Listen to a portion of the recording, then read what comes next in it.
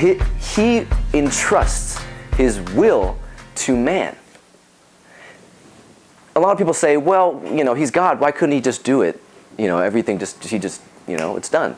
Well, the reason is because he wants man's cooperation. He's decided that he will not do his will. He will not carry out his will unless he has man's cooperation. That is a core principle that was revealed in the Bible and really in our experience today. Who are we? We're no one special. But at the same time, God has chosen each one of you to be ones who could cooperate with him. What a privilege. What a privilege. He needs you. He needs each one of you.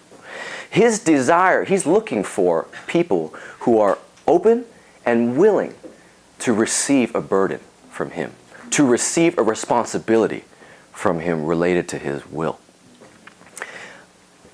Daniel, in the Old Testament, was such a one.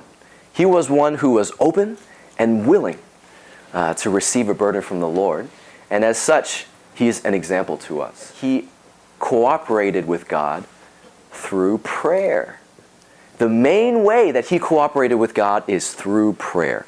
Daniel was absolutely a man of prayer. In all of the stories that are well known, that are recorded, in the Bible, are related to him and prayer.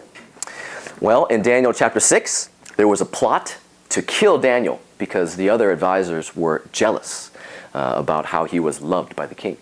And so, finding no other fault in him, the plan that they came up with was to convince the king to come up with a new law that if any person in the kingdom were to pray to a god or a man other than the king, they would be killed.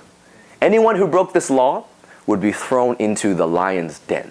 Maybe you've heard the story, Daniel and the lion's den. Well, this is why he was going to be thrown in the lion's den. Well, when he heard about this, how did he respond?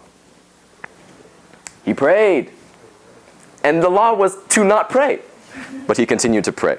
Now, when Daniel came to know that the writing had been signed, the law had been passed, he went to his house. In his upper room, he had windows open toward Jerusalem.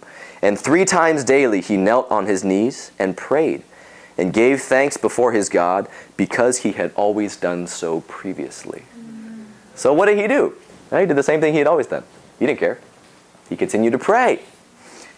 So what this shows us is that for us today, Daniel is a wonderful example that the primary way that we cooperate with God is not by doing outward things, outward works, but the primary, main, first, most important way that man can cooperate with God is through prayer.